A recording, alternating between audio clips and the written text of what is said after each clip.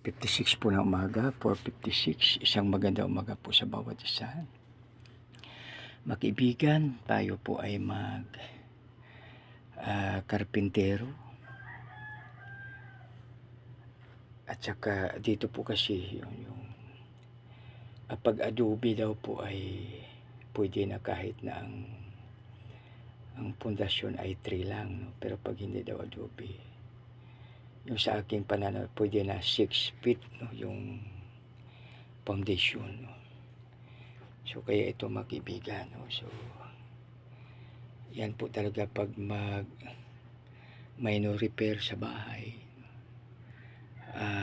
ganun po talaga, no? Subalit sa ating prayer, bigyan po tayo ni Lord ng strength, wisdom, knowledge, and understanding para magawa ang dapat, no? So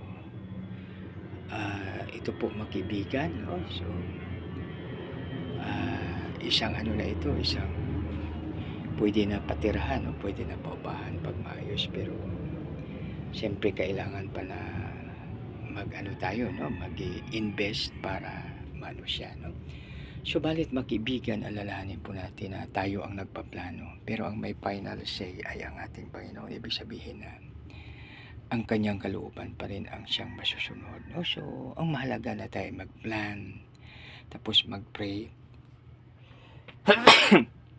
for guidance and protection, no? Strength, wisdom, knowledge, and understanding para magawa po natin ang dapat.